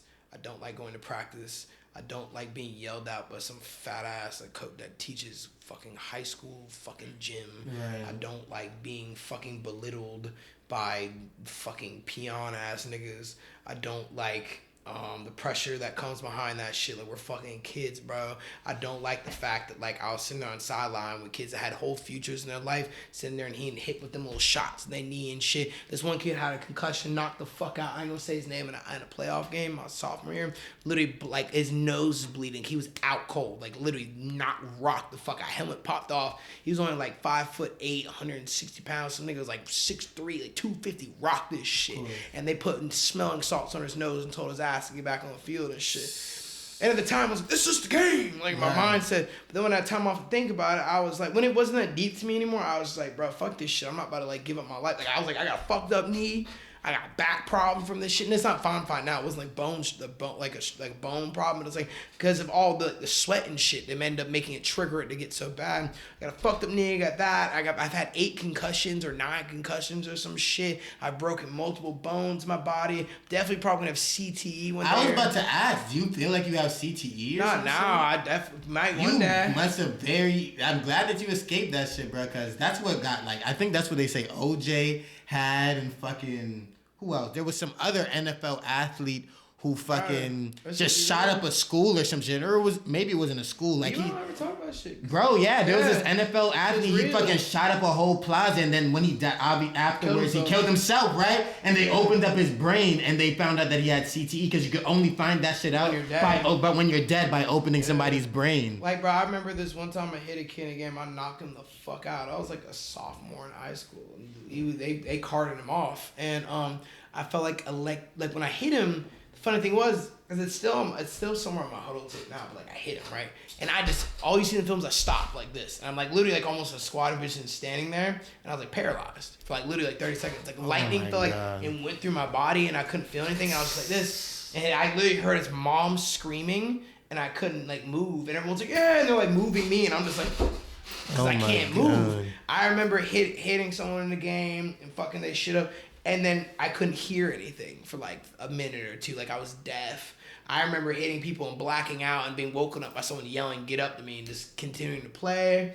I've seen kids' eyes roll in the back of their head and we've hit each other and they start drooling on themselves and they got picked up and we're back in the game in a couple minutes. Like, and we're like 16 years old. Right. You know what I mean? So like, once it wasn't that deep, I was just like, I'm not one of these guys that cares that much. Right. I was like, the way I always viewed it, because everyone always sort of hyped me up, like, oh, you're going to be all the way. I always view myself as, like, above average to, like, really good talent. I was just really smart in the game, and I was really strong, and I was quick enough, and I could really jump high, and I had, like, that kind of, like, sixth sense on the field. Like, this is where the ball is before it even goes. Like, I knew what was going to happen. What position did you play? Strong safety. Okay. So I had, like, an idea. Like, I would just see, like, the certain, like if a lineman was kind of like lean back a little bit, like, oh, it's probably pass play because he's gonna take that step back, or if he's like lean forward, he's gonna take that first step, or the way they're motioning and the way the system they run watching film, oh shit, this is about to be a pitch out, or that's be a screen pass. Like the time I knocked that kid the fuck out and I was like felt paralyzed because we were watching film and I literally remember the way they motioned this tight end out was basically hit like a crack back block on like the corner, and I saw the tight end from the other side come down, and I was like, oh, this is that screen pass, and like I just read it and came out and rocked this shit. Because I knew what was coming. But I was never like some freak fucking like running a 4.3. Right, like fucking Cam Newton or some shit. Right, I was like, I'm like 5'9", bro. Mm-hmm. Like I have really good like body structure for sports, but it's like I'm 5'9", bro. Like, do you feel like all that training and shit helped you with like moshing and like your performances now? Yeah, y'all niggas ain't gonna hurt me. Niggas be getting knocked out in the mosh too. That should be a sport itself. We all had that one where I was like, if you knock a nigga out, you won't get a corrupt chain. Shout out Corrupt, man. Shout out Blade. Really? Shout out Corrupt brand. We rock all that shit all the time. I should have wore more, but damn, like, you know, we out here supporting right now. Out here supporting. So you got your computer in high school after you got that cyst. You started making music and shit. Yeah. So you started making music in high school? Yeah, it was kind of like figuring it out still. Like I had like the whole high school was jumping and shit. So I was technically making music a year before that at my homie's crib, but he was kind of showing me how to use Logic and shit. So I was kind of learning and fucking around with it. And we had like a couple songs hit the little 20,000 streams and shit back then. But it was just like, look, like this fun music and shit. That was the year I kind of got like, I'm gonna test this stuff out and find what I want to make. So all of it was testing. That's when I really started like crafting my sound and working on what I wanted to be. And like, that's when I started skipping school to the party. That was going to my senior year. But that's when I was skipping school. A lot of times I would skip school for like 3 straight days just because I'd be in my like basement every fucking day learning how to use different DAWs, working on like within Logic or FL, trying to figure out Pro Tools, making music, learning how to make beats correctly, you know, listening to different forms of music, you know what I mean, doing psychedelics and shit, getting high, you know what I mean, like just like really like listening to a lot of music, making my own music, you know. There'd be days I wouldn't do anything for 2 days but watch different films, like indie films I'd never seen, and then try to make music about it. Like I have this song out now, this wasn't back then, but like the way like films affect me, like I have a song now called Black Swan. I watched Black Swan and they made the song like literally like I made the beat and the whole song like 20 minutes right after I watched it, because it's like film and life are the things, like different movies are the things that like ultimately like experiencing and watching movies affects me the most. Like not even like I love other music, but other music can inspire me to be like, oh, I want to try something like that and incorporate it, but it's not like watching movies, man, that shit's like makes me feel something. So there'll be days I'd like put the projector on or whatever and get high and shit. I'm like, all right, let's watch this movie. I read a couple like blogs on the internet saying this movie was hard, so let's watch this shit. You know what I mean? Fuck going to school today. This is gonna be what I'm gonna do one day. Right. This school shit don't even matter no more. If I'm not going to college, this does not matter to me. I will get through it just for my parents' sake. You know what I mean? Social standards, finish high school, whatever. But this is what I have to learn how to do. Did you ended up graduating high school though, right? And did you end up going to college? Fuck no. I'm gonna go to college one day though, just for the fuck of it. I just want to be like Lil Wayne. Lil Wayne has a degree and fucking Shaq has a degree too. I want to do it just like, I went to school. Fuck you niggas. I went to school. I got a Grammy. I got a movie out. I want to be like, I did everything. Ultimate flex. I make jokes sometimes. I'm gonna go over wherever the monks are and shit and learn that shit for a couple years. I just want to experience and do shit. You know what I mean? I was heavy on like I want to go to I want to live in like Tokyo for a couple years. Like my whole life growing up, I was all about different like Japanese culture and shit. Like mad into like real deep like a motherfucker when I was a child. Like there's all these things. Like my name, nigga. My name is not London. Right. That is my artist name. I just think like London culture is dope as fuck. Have you been? No, I've never been out the country. I really want to go. You feel me? So I want to leave. What about London culture do you fuck with the most? I think it's really grimy, and I think it's really like down to earth, and I think also really scummy at the same time, and I think that's lit as fuck. And not in like a mean way. I mean like a real like this gritty, is gritty. This is people. Mm-hmm. And then I also fuck with London fashion. This is literally the ultimate reason. Me and my friend were joking. He said, because I was like, oh, London Fashion Week this week. He's like, oh, London Fashion Week is like the Burger King to Paris Fashion Week's McDonald's. I was like, nigga, I love Burger King. And I said, my name's London. Really? You love Burger King? Fuck yeah. Oh my God. They're like the last rated on like the fast food chain list. I'm just throwing that out there. What about Burger King do you like? What do they do better than anybody else? The burgers. Really? That Whopper? I would throw a Wendy's burger on that I had a Wendy's burger. The Wendy's, their burger's mid as fuck. I think Wendy's is okay.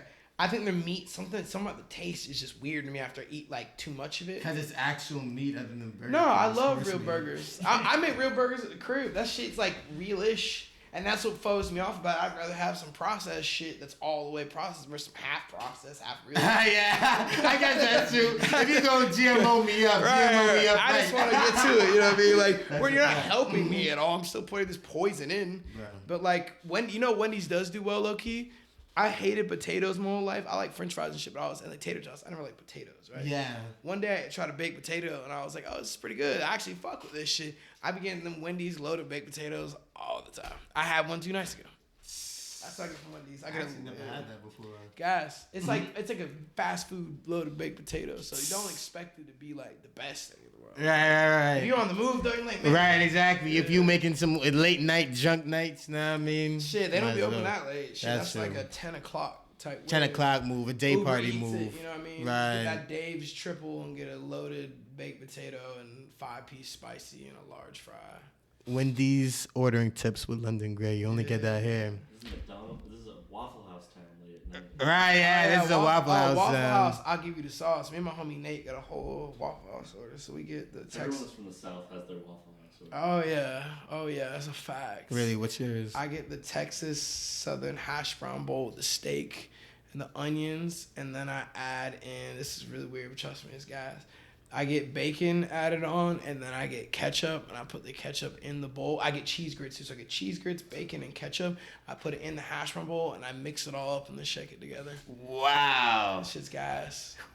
Man, I'm hesitant with my. I still have the palate of like a 2-year-old though. Like, You like invite. I eat fucking like chicken fingers and French tenders. fries. Yeah, you know what I mean. Not even pizza because it has cheese on it. I'm trying to stay away from cheese. Like, Yeah, I feel that. I That's, mean, good. That's real. No, we're not even supposed to really digest dairy. no funny shit. Yo, you see, real. this guy's tapped in. Bro, This there's guy's years in my tapped life in. I didn't eat any dairy, any carbohydrates whatsoever, and I didn't drink any soda like products. I drank water and black coffee, black tea, and green tea. I ate grilled chicken, ground turkey, fish, cauliflower rice, and asparagus every day. I mean, if you're gonna turn up, you have to be balancing Oh, it that out was my with fucked other up things times. in your Yeah, that life. was- You know, it's like when you're getting really fucked up, you can't also be drinking soda 7 times There a was day. a night I remember. You know? I worked at Best Buy when I was like 19. There was a night I remember I was like dumb fucked up, and I came back early that morning because I had to be at Best Buy at like 12 o'clock. I got back from the studio, I was fucked up as shit. It was like 11 when I got on the phone. I was like, I forget my manager's name. I called him. He was like, Dorian. He's like, you? I'm like, yeah, nigga, I'm not coming. And I hung up the phone. I fell in the bed and I woke up and it was 9 p.m. Oh my god. I just remember, Damn. they fired my ass, boy. It wasn't that time, but they had no fire in the fucking. Bro, I didn't even know what I was thinking. At that time, I had no transportation of the 1.5 miles away, but I worked out like crazy. I had like 6% body fat. So what I would do is I put like athletic clothes on, my running shoes. I put my backpack, my Best Buy clothes, and I'd be like, and I'd run. I'd literally run to work with my headphones on. I'd get there like 20 minutes early, and I'd take a sink bath to get the sweat off. And they got so tired of me doing that shit. Like, they go Uber. And I'm like, you pay me $12 an hour. Right, exactly. I have an Give me a apartment, raise. right? Give me a fucking raise. Yo, Yeah. we about to do Mhm. the drinking game. Wait, when we do this, can I please hit the vape again? Is that okay, guys?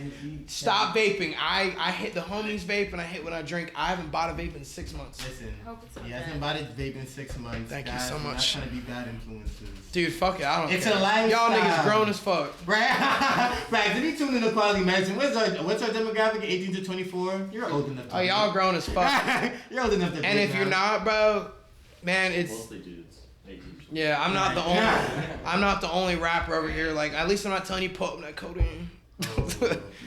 I just took a perk. Now I'm on another level. Level. Chasing Kobe Bryant got me dancing with the Devil. Kobe Bryant got me feeling. We've been singing a lot on this pod. We started off singing. We did a little singing. I'll give you your Hot 100 freestyle if you want later. Oh yeah, hell yeah! We definitely gotta get a freestyle. I don't for write sure. anything. I freestyle everything. Really? Yeah. So we'll get into your recording process in a little, but we have 3 stories in front of you. Oh shit! Damn, fight story. Oof. In front of us, we I got a good have one.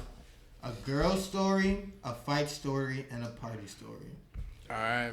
Are you gonna have like I'm gonna pick it and you're gonna give me like a We preference? both have to do each one. Okay. And whoever has the best ones for each one drinks. I got it right? Where's The worst one for each one drinks. We got. That's why we have a producer, ladies and gentlemen. I'm the fuck up. Thank you. I appreciate you. All right. How we picking who goes first? Picks Rock, picks paper, it. scissors. Yeah, one and done. One done. All right, ready. Rock, paper, scissors, shoot. Rock, paper, scissors, shoot. Ah, fuck! I thought I had you on that Alright. one. Usually people throw paper after that. Party story. We'll pick the party. Party story. All right, you're going first. Tell me that story, my boy. Party story. Let me think of the one that I had written down already because I think that one was pretty good. Okay. Hit him with it. So this is a crazy party story I have. We're out all night getting fucked up, right? Mm-hmm. Partying. We're in the club. It's me. One of I know all the people that are in the group, but me and one of the homies are really tight. Mm-hmm. And there's like we have like 3 girls with us, and like who else was there? Just like a few and other group of dudes there that I'm like cool with, but I'm not like super cool with, right? Right.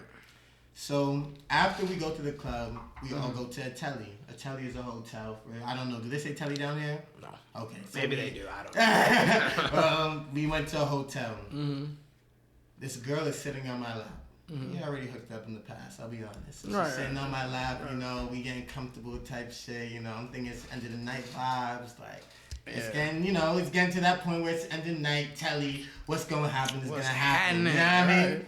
Sitting on my lap, bro. My friend goes to the bathroom. Mm-hmm.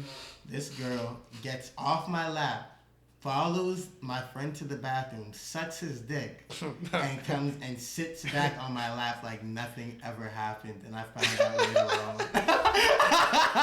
That's a I was just like, whoa. It was crazy because it was like, I literally saw her get up off of my lap, right, walk into the bathroom, knew she was sucking the homie's dick or whatever they were doing in there, right, and then because she comes back and sits on my lap like nothing happened. I'm like, this is the lifestyle, like this is the vibes, huh? Did you kiss her after that?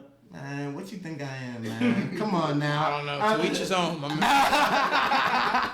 Listen, I can't say that I've never kissed a girl if she hadn't sucked dick earlier. You know what I mean? Like, who knows if you really think about it. You know, like, but at the end of the day, you know, I respect it. It is what it is. You know what I mean? I respect you. Who knows? Like, right, you never know. These girls are here crazy nobody. Now, it's your turn. Shit, I'm gonna give you options. Do you want the story of the time me and my homie went back to back on our girl? You want the grimy story? You want one of the many grimy party stories? Or you want a luxurious party story? Your choice. I think I want grimy. Oh, you want the grimy? Alright, so this is when I was like 18, 19 years old. Me and my homie, whose name shall not be named. Basically, I just moved in my new apartment and shit. It was real ratchet too. I just came out of a financial fuck up. I had like a box TV on the ground, an Xbox 360. The PS4 did exist at the time. And a air mattress, right? So he pulls up, we're playing Gears of War 3 and my fucking shit. He's like, man, it's got these 3 bad bitches off the tender, nigga. I was like, shit, what it talking about, nigga? Let's get into it. He's like, should we get a little motel? So I'm like, all right. So the bitches come and pick us up. They're ugly as fuck. I'm gonna start right there. That shit was awesome as hell. I was so disappointed. Tinder is a dangerous game. So I'm already drunk as shit at this point.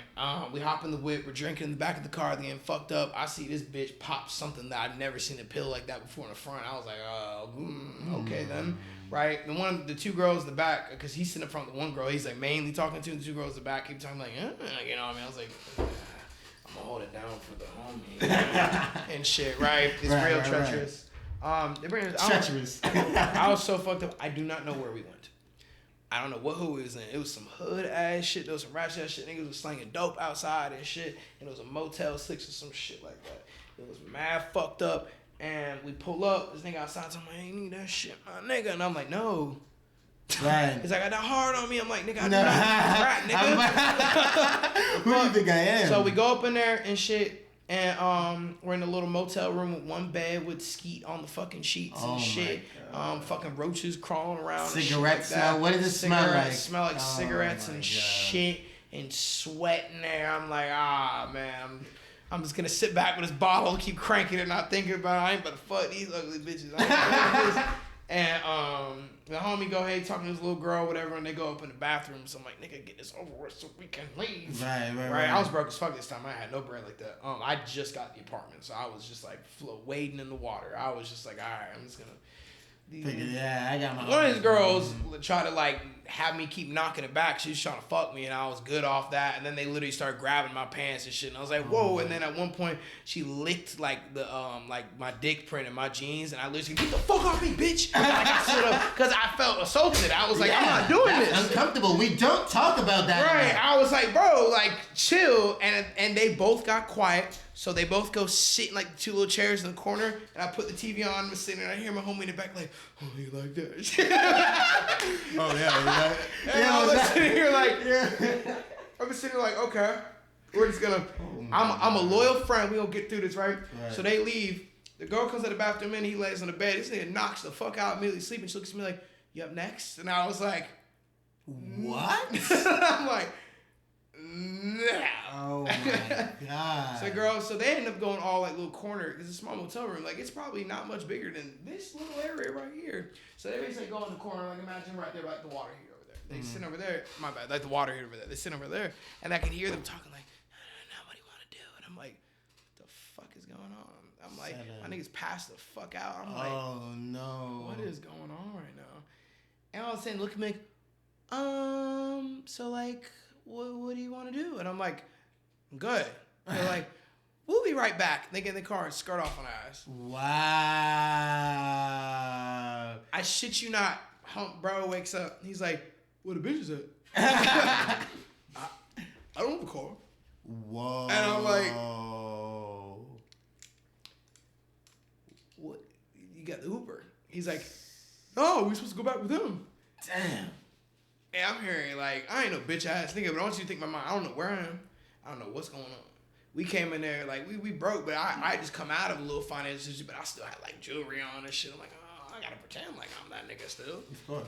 And I'm sitting here, I hear gunshots and shit outside. I heard some niggas smash, like, oh, no, bitch, and some woman is screaming, thump on the walls. Ah! I'm like, oh, This sounds like a war zone out there. Yeah, it's the trenches. I was in the trenches, though, and it's not a hood I know. So I'm like, I should not be here, right? You know what I mean?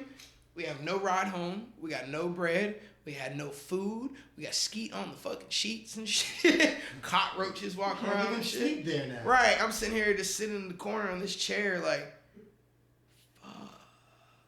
I'm not even mad at my bro because like they really dipped on her ass. She blocked. He was trying to call her and it was gonna share voicemail. They blocked him. Wow. Everything. That was a real sad. They was pushing P though. Right. I was like. You gotta respect them. You gotta respect the finesse at the end of the day. And basically end of the story, we wait till the morning and we were supposed to like check out and his big older brother ended up sending us a bread to Uber home. I'm sitting in the car ride back like this, like damn, right? I'm sitting here like, oh, fuck them bitches. This shit's fucked up, right? You know, it pops up ding ding on my phone. The bitch that he fucked, it was like, oh, you fucking next? I was like, no. In the bathroom, dipped on us. Just follow me on Instagram and DM me like, hey, I met you last night. Oh, on the Uber back. What? I shit you not. I still got the videos on the Uber back on my phone right now on the Snapchat. I wonder why did she think that shit was gonna be? Oh, or I wonder if she just saw your Instagram, knew that you were a rapper. Were you a rapper like popping? I mean, nah, not really. Like I had like my little clout and shit, but like it wasn't that deep. Like yeah. You know what I mean? So like that shit. I think she's just a thresh. Like a threesh or fucking New York, the treesh. Treesh. Oh, thresh. My boy Skio from New York taught me that term. Treesh. Treesh is a definitely It wasn't New York Skio term. that night. Me and Skio hadn't even seen each other for like a year or two at this point, so it wasn't him. Listen, but man. yeah, that shout was. out to Skio. Yeah, shout out to Skio Pierre. That shit, that the homie I was with that night, he's still my brother, I love him to death. Boy. That was one of those stories I thought was like, oh, you got nothing but fun times. I'm like, no. So who has to take a sip off of this right now? Is it me? I do. But my homies. All right, whatever. Niggas trying to get me fucked up. He got abandoned. He gotta bend it, huh? Left for dead. You gotta take the whole thing back? I'll do it with you. What if you do it together? What are you trying to kill him? I'll do it with you. I'll do the whole thing if you do the whole thing. Come on, let's knock it back. Oh my god. Cheers. Damn, son. To good times and I'll experiences. do anything.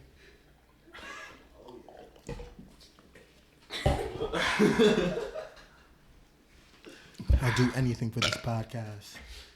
I just do this shit because I like it. I do anything for this podcast. What did August Alsina say? Well, I love this shit. Anything August Alsina says, I'ma listen, because that nigga... What? Are we talking about savages right now?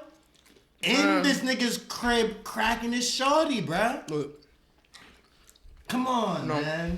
we're not gonna do that. My man dropped classic projects. August? Oh, such a good artist. Classic projects. You gotta slow down. Slow down with this August Alsina love right now, man. We're not shitting on August Alsina. I've never heard anybody say this before, actually. August Alsina. You ever heard Porn Star by August Alsina? You can't play it right now. I'm not. We'll play it later It's on. the highest note I've ever heard a male hit in my life. Said, to the roof. Downtown Life Under the Gun was amazing. Testimony. Come on now. I'll name. Everyone knows the song of Testimony. Ready? Porn Star. FML. Grind and Pray. Everyone knows the songs on Testimony. I'm just gonna allow you to say it. Grind and Pray. Ghetto. She from the ghetto. Everyone know. Come on now. I love this shit. I know that one. I love this shit. You don't know Numb with B.O.B.? How did that one go? I can't play. I don't remember. I haven't listened to it in a while. Damn. Porn Star was it? He was a really dope artist, bro. Yeah. You need to listen to Grind and Pray. And then this thing called Life. That was his 2015 album. I forget which song it is. Song Cry has one of the dopest little guitar sections I've ever heard for like the melody. It is so hard. He's a really underrated artist. I don't know why he fell off. I don't remember. I was like a teenager, so. I don't know why he fell off necessarily, but he's a really dope artist, bro. He's really good. I really think he's heavily overrated. He's had like a monstrous amount of hits. You mean underrated? Extremely underrated. Mm-hmm. Did I say overrated? I think you said overrated. My apologies. A very underrated artist. He was super talented. He made really good music. Some of it had a positive message, like Grind and Pray and shit. It's the song basically about sticking your head down and getting to it and praying to God we gonna make it, feed the family type shit. Like when he first came out, he was definitely like the first like trap R&B kind of vibe. It was Bryson Tiller before Bryson Tiller. Bryson Tiller. Bryson Tiller's on another level. Right. Bryson Tiller. I fuck with Bryson Tiller. Do I have to take more shots or is we do more stories, right? Yeah. Stories and shots. All right, stories and shots. Charisma, do you mind being on camera? No. Okay. Get on in. So that way I have to keep on moving our cups forward. This is really dope.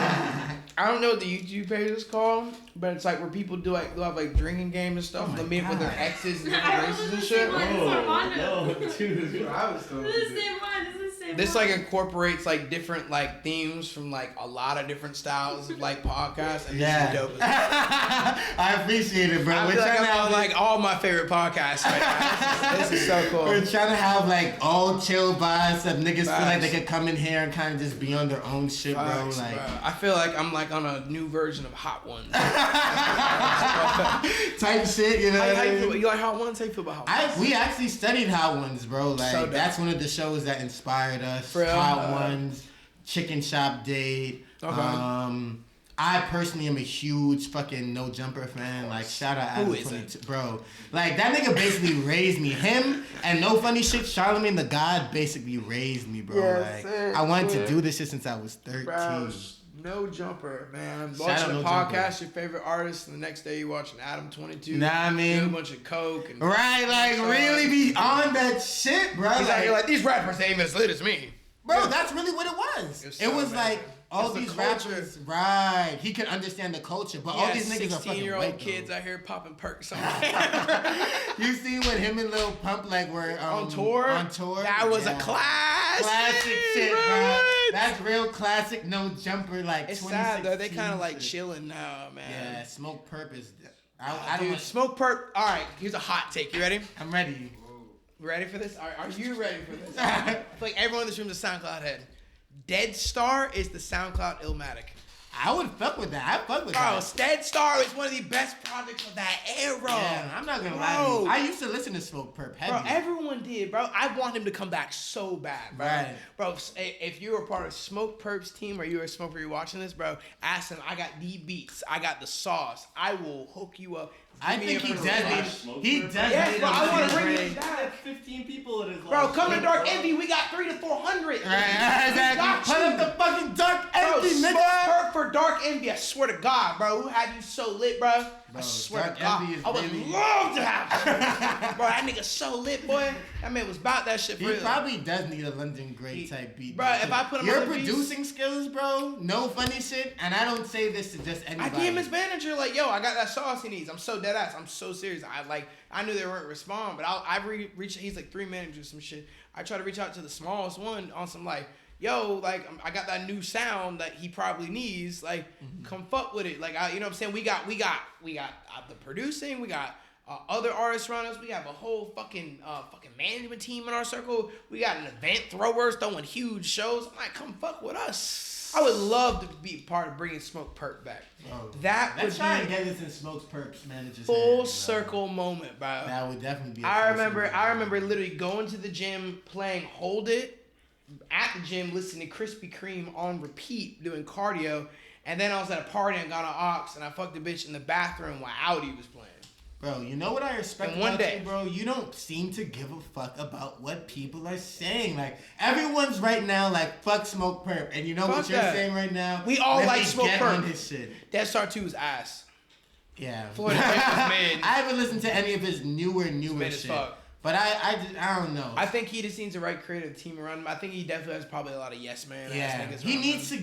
he needs to push himself. Like, Yeah, he needs to just like. And some people are like, I want him to go back to that Death Star. No, he needs to keep evolving. he needs to keep evolving because that sounds. But whatever he's doing now ain't it.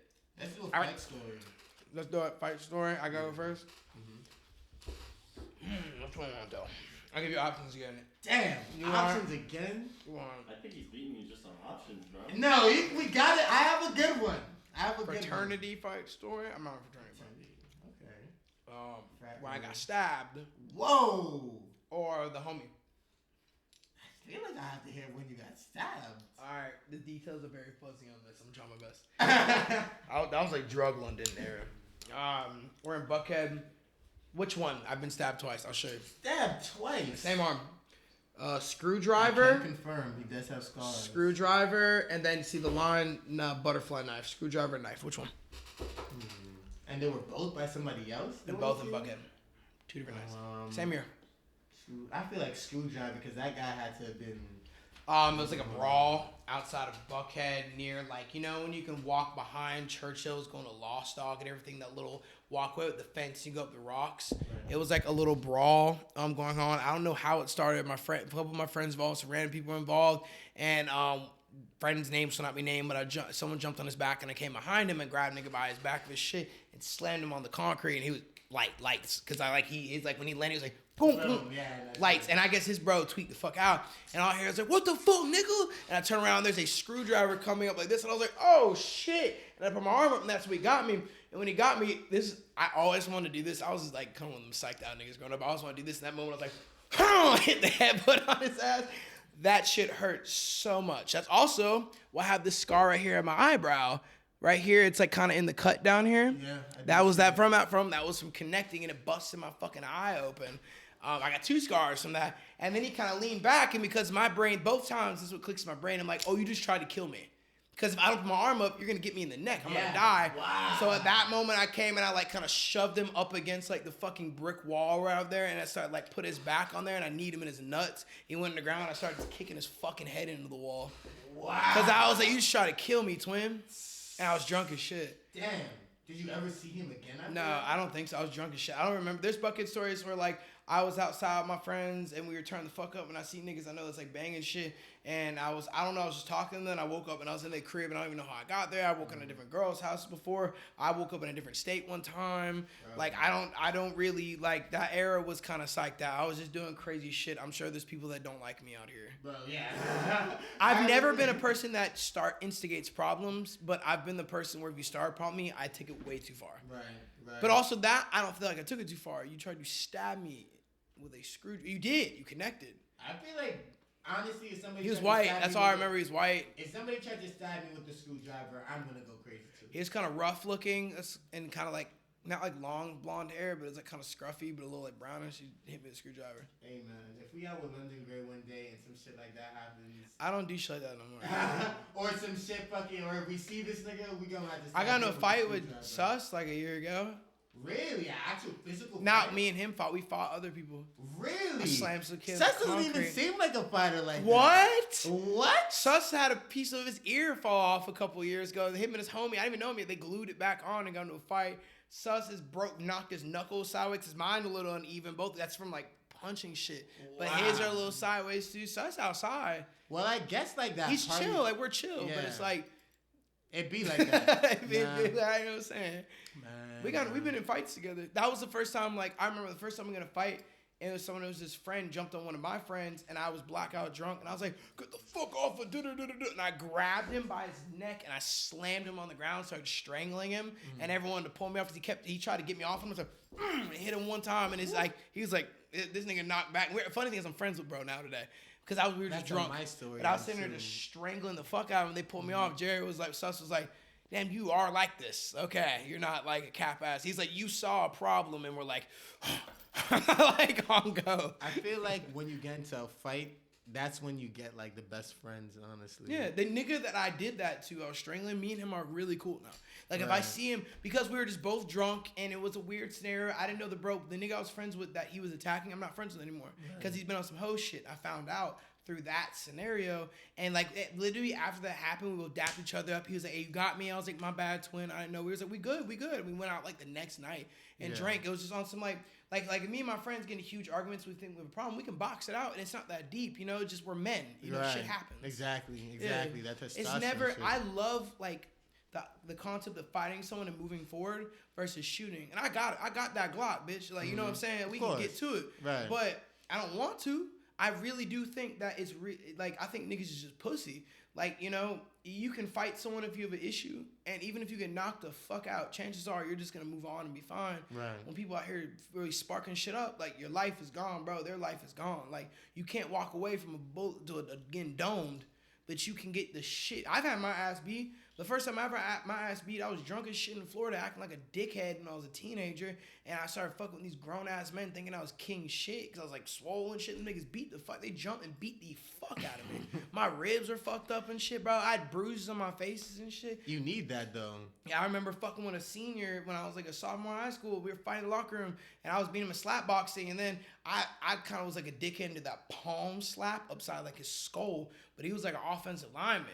He's way bigger than me, and like I have really long reach and I hit really hard. So like it was like something like he caught me, I was like, caught me in my jaw, and I hit the mat, bro. That shit fucked me up. Nah. So like everyone, like if you say you fought and haven't lost, then you haven't fought enough, or you're a liar. Right, exactly. Every nigga who has lost a fight, but it teaches you, you know. Mm-hmm.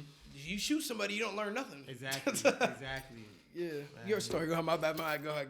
You probably got a better fight story than that one. That one's kind of simple. Man, I will hope you get a better one. I mean, better than that. That's a hard one.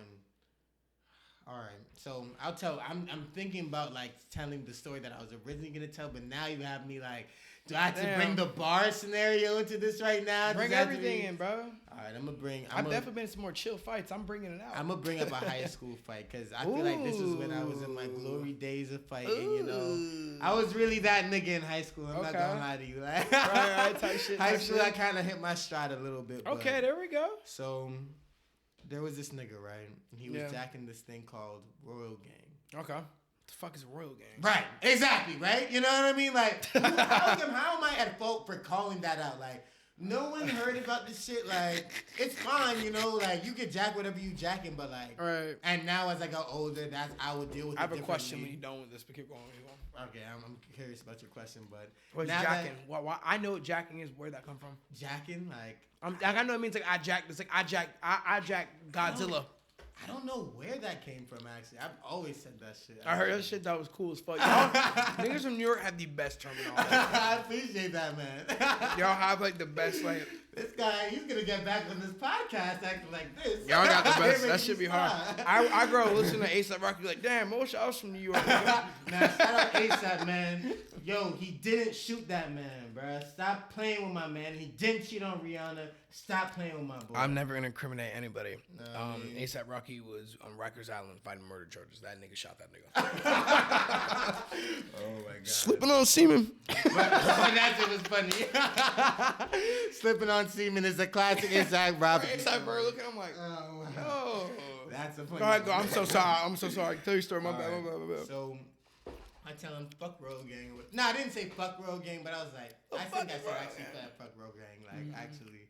Okay. So I say that, and then he just straight punches me in my face, bro. I'm not gonna lie to you, like it was really no talking, like I'm about my shit, nigga. Boom, straight punched me in my face, right? Yeah. I ended up getting the better of him. He was like a freshman, and I was a junior. You know what I mean? So I was like, come on, bro. Like, I'm gonna fuck you up right now. Right. So I fucked him up or whatever. Well, I didn't really fuck him up. Like, he swung, he hit me, and then we did a little shake, you know what I mean, where we kind of like, boop, boop, you know, da-da-da-da-da. I hit him once, and then he dropped, and then I got on top of him, and I hit him two more times, right? Right. His brother ends up pulling me off of him or whatever. This is in the cafeteria of the school, mind you. Oh, right? you know everybody. Yeah, you know what I mean? I'm right Putting on a show. Right in the mix, putting on a show. You know my clout was like at 1 million after that shit. You know what I mean? The next day, I was feeling like Mike Tyson, nigga. I was like, who wants it next? Like, I'm really with it. You feel like Scorpion. Who next? So, afterwards or whatever. But we ended up becoming cool. Shout out you, bro. I'm not going to shout your name out or whatever. But, keeping everyone discreet. Yeah, we gonna keep everybody discreet. Right. But the next day, bro, this nigga came with like the whole side of his face like this. And like I felt so bad. You know what I mean? I'm not gonna lie to you. I felt terrible afterwards. You usually never see the aftermath of a fight, you know, because usually like I didn't see the aftermath of my shit. You know what I mean? Like yeah. it's some nigga you don't know, like. Yeah. But when you see the aftermath of the nigga like pull up and the whole side of his face is like. You got me. I'm like, yo. That looks like it hurts. I'll explain why you got me right here. My story leads with, I ended up packing this shit and fucking him up, but I didn't wash, bro. He's like, I'm wounded. you walked with. No. Cheers to the moment. Hey, man, listen, I feel like we both doing it, but who won that one? Do you feel like I won that one? He washed him. You won the fight. I mean, this guy got stabbed, bro. Damn. All right. He washed him though. Mine was a contested bout. I didn't win the fight. He washed him. Whatever. You had 2 years on him. Cheers. All right, there we go. Cheers, man. Cheers, brother.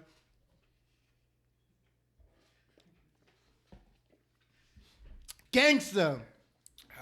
We don't give a fuck Man, over real here. thug right here. We don't give a fuck over here, man.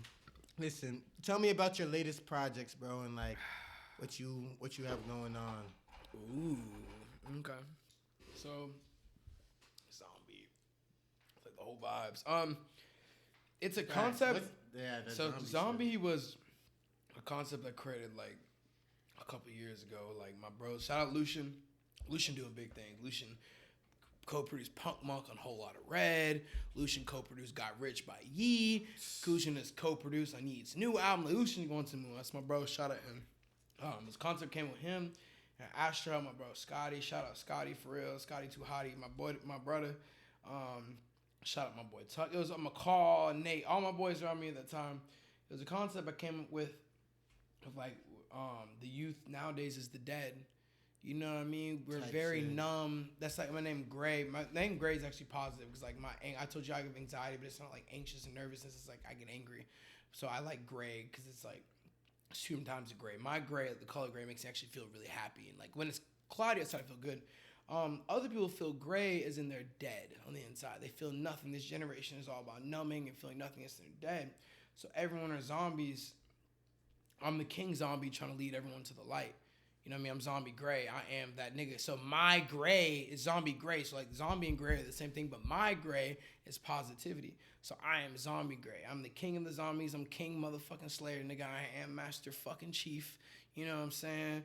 I'm Arnold Schwarzenegger in this bitch. You know type shit. What that nigga A$AP Rocky say? Taylor motherfucking Swift, nigga. Man. I am that nigga. I'm here to real. lead my people to the promised land of all the dead, numbed out kids. You know what I mean? I feel like music and culture is adapting and moving forward a lot right now. And I feel like people are starting to see the cause I'm Gen Z, right?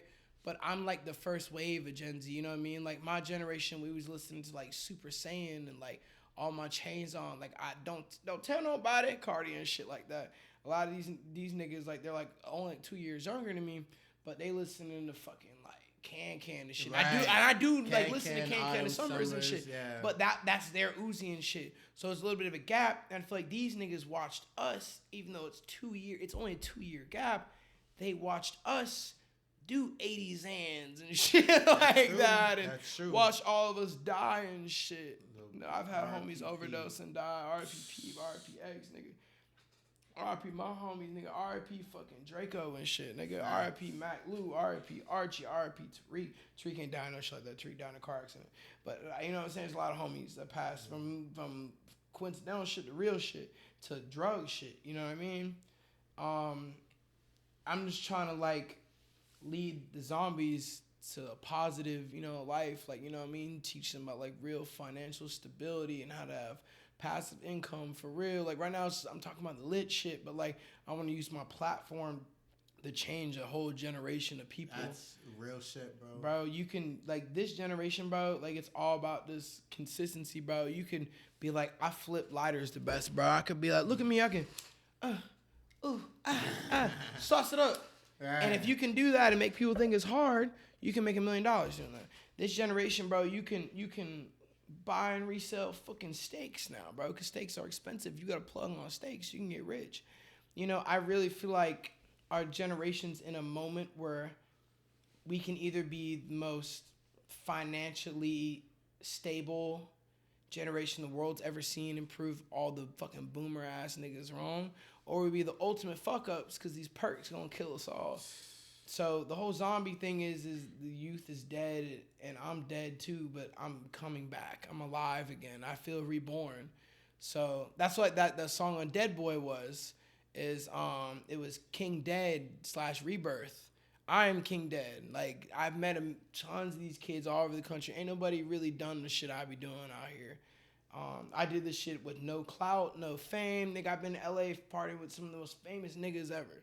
Fucked up. They would fuck with me on some random shit just cause, So it's like, I am King Dead, nigga, but I'm also Rebirth. I'm new life, It's about taking what we've learned in our generation. Like, like I was talking about Pop said before. There's nothing wrong with doing drugs, bro. Like, if you're safe about it, experiment, man. Do your thing, bro. I don't think it's okay, but I'm not going to shit on you for it. Mm-hmm. So, be the dead. Be the zombies. I'm the king of them. We're going to take this shit to the top, nigga. The drugged out, perked out, cocaine head ass niggas. We're going to be the ones that change this whole fucking world. So, I'm the zombie king. I'm Zombie Gray. That's the whole vibe. So, right now, we were at Zombie Gray. The next one is Dead Boy that already came out. The next one, I just came up with the name the other day. Hold on, it's on my phone. Actually, I wrote it down. Because I don't write shit down, but I write my ideas down. That's like the thing. Getting an exclusive right now. It's called House of Dead. And damn, I'm gonna open up and tell you my ideas I have. I don't know if these are gonna actually come to fruition. I was talking about Lucci about this shit. Luciano Wallace, shout out real Luciano Wallace. That's like my brother. I'm almost like my blood brother, just like Sus is. He's like my creative director on like the visuals. I'm very intuitive with that kind of shit, like in depth. What's what I'm looking for? I'm very fluent and comfortable in the editing, creative direction space. I know how to edit videos. I'm very comfortable with Premiere, After Effects. I've directed videos for other people before, just off camera and shit. I've written songs to artists that popped off. Like, I've done the behind the scenes shit. It's just not the lane I want to be in now. He understands me on a really deep level, so I trust him with my vision where I can focus on what... Like I told y'all about how a group wins by people staying in their lane. Right now, I'm the artist. I'm going to stay in my lane. Lucci does 1,000,001 things. That's his lane. Creative direction for tons of people is part of his lane. So he's helping me right now with the master fucking mind that he is, help my ideas come to life. So we both like a lot of different types of music. I really like the Deftones a lot. Even though it's one of the most popular songs, there's a song called Change. How, everyone knows Change. We're about to do, I have to come up with the song stuff to go make it, but I'm taking the concept that is Change and I'm going to make a whole song around it. And then we're going to shoot a video. We're not like an Airbnb and shit and like shoot a video for it and whatnot. So that's House of Dead. House of Dead's mainly going to be, so Zombie Gray was focused on talking about like the death and the youth and like burning skin, make the water cold. That shit is hard. Do you know what burning skin is? Crazy. You know what burning skin is? What is it? You're on ecstasy and you're overdosing and your body's burning. So when people throw you in a hot, cold shower, burning skin makes the water cold. So they throw you in lukewarm water. You're so fucking hot, the water feels cold to you. Burning skin, make the water cold. New names all up in my phone. I'm in a party and meeting new people. There's new fucking names, new bitches calling me. Trying to recognize your area code. Are you 770? Are you 404? Are you 678? Where are you from?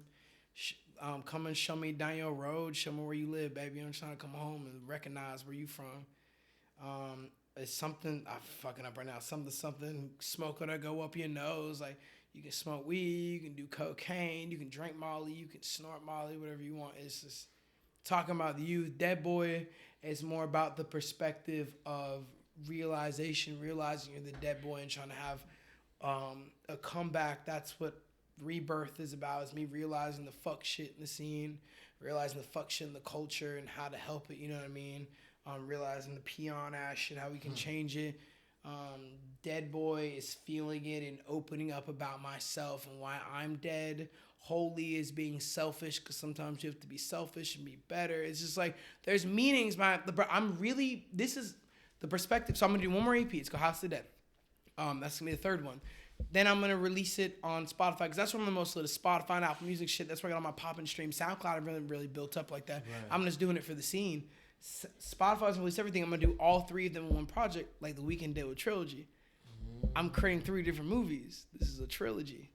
The Weeknd's one of my favorite artists. This is the inspiration behind it. I've heard that a lot. That's the second one in a row. No, for real? Yeah, that's what I'm doing right now.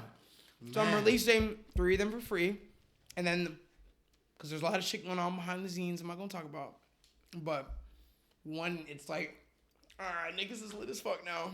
I'm gonna release that version where the new people that are in can hear it. Man, bro. Yeah, but that's Zombie Gray. That's the zombie tat that I got in the middle of that fucking shit. in the middle of this shit. The middle of the fucking show. Yo, no cap. Bro. London. Yep. This is amazing, bro. Appreciate you, the fuck. Bro, man, I'm not gonna lie to you, I had a lot of fun today. This is the most fun podcast I've done ever, bro. I appreciate it, bro. Say, bro, it's cool being on the other side of this. Me and Sus used to do podcasts and shit, interviewing people. So really, called Switching Up on YouTube. Yeah, we gotta check it out. We went to fucking a whole lot of Red's release party and did a video about it. Really? Yeah. I gotta check that. You gotta show me that after this. Actually, that's some crazy shit. Check out our blog. We just dropped that shit. You know what I mean? Check out our fucking. Obviously, this podcast, we have a lot of new shit coming on, man. Mm-hmm. You know, Quality Medicine, we taking over the game, bro. Facts. London, please, give me a hug, bro. Give me a fucking hug, bro. Come here. Hello, bro. Yo. We had some real deep It was an amazing conversation, man. I'm not gonna lie to you. Facts, bro. Quality Medicine Podcast, London Gray. We signing out, bitch. House the of the realest niggas in the world. Baby. You wanna give us a freestyle? Oh yeah! Hey, we got a whole thing set up. Oh, we got a whole thing set up right now. Wait. Let's do it. You wanna run it? Yeah, I wanna run it. Right now, pretty drunk. What? Oh yeah, facts.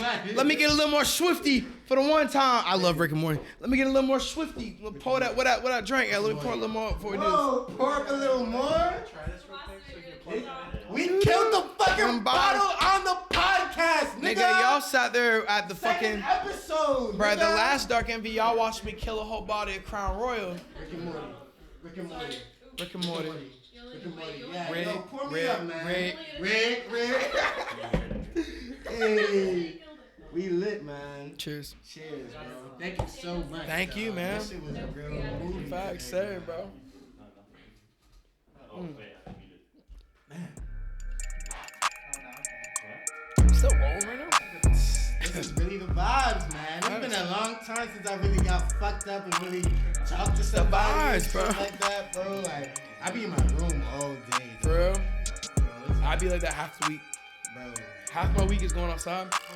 Damn, bro. I feel bad. There's some sauce I really didn't give y'all on that shit. Bro, well, we could probably come back. I feel like there's so much I wanted to Nigga, get I into work that for I Clan didn't Life. get into. What? I work for Clan Life. Oh, shit. There's a lot of real shit. we about to have to get into that a little later. We gotta definitely just link up and just go to a bar or some shit. Nigga, absolutely, bro.